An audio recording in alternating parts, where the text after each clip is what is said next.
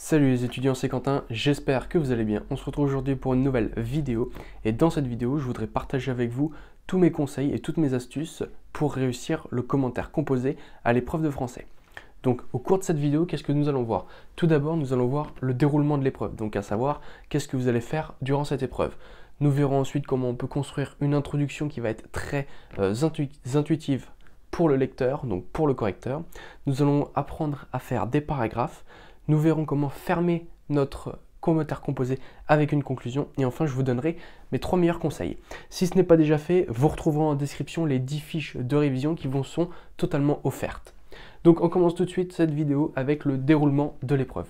Donc, le jour où vous allez passer votre épreuve, vous aurez 4 heures d'épreuve, à savoir 2 heures d'épreuve pour faire le commentaire composé que l'on va voir au cours de cette vidéo et 2 heures d'épreuve pour faire l'écrit d'invention que nous verrons dans une prochaine vidéo.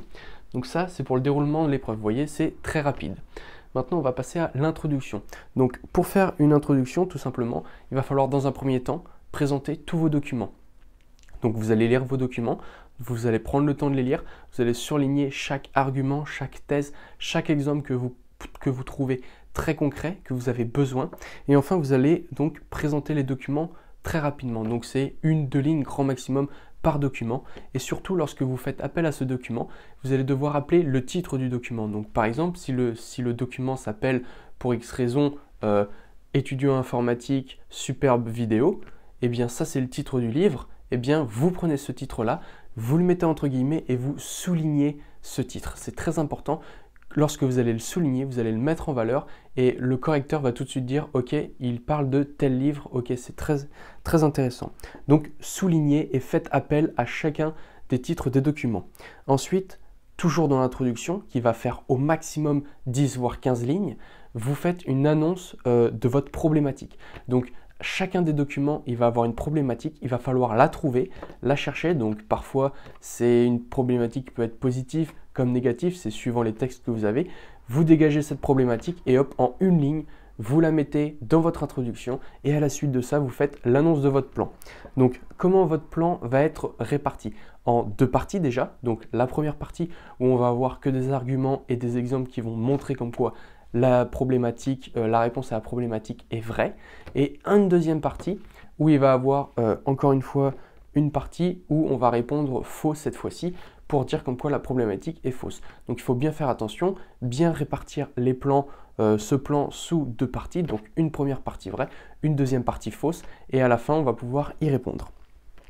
Donc ça, vous voyez, c'est pour l'introduction, 10-15 lignes grand max. Donc je rappelle, on présente les documents, on souligne les titres, on fait une annonce de la problématique et on annonce en dernière fois notre plan. Donc les 2 parties, vrai et faux. Ensuite, troisième partie, comment on va faire des paragraphes. Donc déjà, un paragraphe, qu'est-ce que c'est? C'est une confrontation de 2 documents ou 3 documents, voire suivant le nombre de documents que vous avez. Donc qu'est-ce qui va se passer durant ce paragraphe? Déjà, vous allez mettre premièrement un argument. Donc il faut trouver un argument très concret qui soit en rapport avec votre problématique. Sur cet argument, vous allez mettre votre thèse. Il faut forcément une thèse à chacun des arguments. Donc vous mettez votre thèse et à la suite de ça, vous rajoutez votre exemple que vous tirez de votre document. Donc l'argument, qu'est-ce que c'est? C'est une phrase, enfin une idée que vous allez trouver dans votre texte. Surtout, attention à ça, ne paraphrasez pas vos documents, c'est-à-dire il ne faut pas recopier l'argument que vous avez trouvé dans votre texte, il faut le reformuler. Donc essayez de reformuler votre argument et vous verrez, vous marquez beaucoup plus de points. Donc argument, thèse et l'exemple. Bien évidemment, vous confrontez les 2 documents, donc il faut un argument chez l'un, un argument chez l'autre, une thèse chez l'un, une thèse chez l'autre. Pareil pour les exemples et essayez de trouver des choses qui s'opposent. C'est-à-dire si vous dites vrai dans l'une, il faut que ce soit fausse dans l'autre pour dire voilà, il y a les contre-exemples. Donc ça, c'est pour les paragraphes. Et enfin, à la fin de chaque paragraphe, je n'oublie pas faire une phrase de conclusion. C'est vraiment très simple à faire. Vous mettez votre phrase de conclusion qui répond en partie à votre problématique. Donc ça, c'est pour comment faire des paragraphes.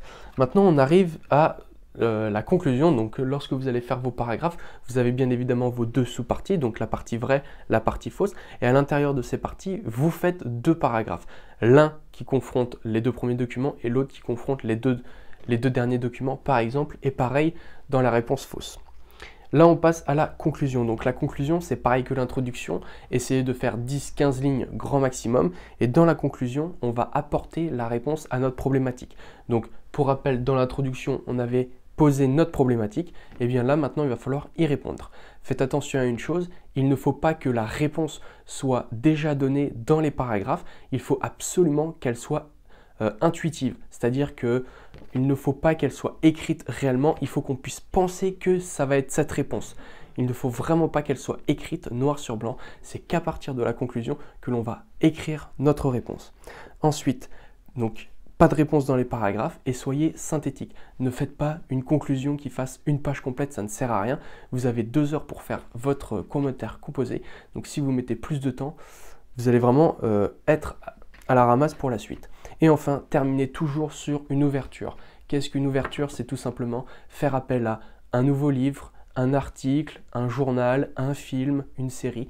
Vous faites une ouverture sur un événement, un journal, enfin tout ce que vous voulez qui correspond à tous les documents que vous venez de voir. Donc par exemple, si on voit étudiant informatique dans tous les documents, il va falloir faire un rappel, donc une ouverture sur étudiant informatique, par exemple. On connaît tous l'épreuve 6 de étudiant informatique. Voilà, c'est une sorte d'ouverture. On va aller regarder la vidéo, tandis que là, on avait des articles. C'est une ouverture qui est possible. Donc ça, c'est quelque chose de très important. N'oubliez pas l'ouverture, c'est facile, 1 à 2 points sur 20. Et enfin, on arrive à la dernière partie de cette vidéo. C'est mes 3 conseils qui vont vous permettre de réussir votre commentaire composé. Même si il suffit juste en fait de dérouler toute cette vidéo, vous faites votre introduction, les paragraphes, la conclusion et au minimum vous allez obtenir une note de 10 sur 20. C'est vraiment très facile d'obtenir la moyenne en français. Donc on termine avec les 3 conseils. Le premier, c'est de bien confronter les documents, on en a parlé juste avant. Il faut impérativement que vous confrontiez les documents, ça va vous rapporter énormément de points. Deuxième conseil, il va falloir reformuler les arguments. On en a encore une fois parlé, c'est quelque chose qui est très important. Vous allez marquer énormément de points. Et troisième conseil, utilisez des phrases de transition. Ça, c'est mon petit péché mignon puisque les phrases de transition, c'est quelque chose que les profs apprécient très fortement. Donc, une phrase de transition, qu'est-ce que c'est? Vous avez votre premier paragraphe. Par exemple, on parle de vrai. Et là maintenant, vous allez annoncer comme quoi on va parler de faux. Donc vous faites une toute petite phrase de transition, elle fait une ligne, vous dites comme quoi, voilà, à présent nous allons passer à la deuxième partie où nous allons évoquer la thématique de un tel. Voilà, c'est très rapide à faire et ça marque énormément de points et vous verrez, vous obtiendrez une très bonne note. Donc voilà pour cette vidéo, j'espère qu'elle vous a plu. N'hésitez pas à la liker et à commenter si vous avez des questions, j'y répondrai très rapidement. Et enfin, si ce n'est pas toujours fait, téléchargez les 10 fiches de révision, elles vous sont totalement offertes gratuitement. Ça se passe en bas dans la description et je vous dis à très bientôt pour une nouvelle vidéo. Ciao ciao les amis.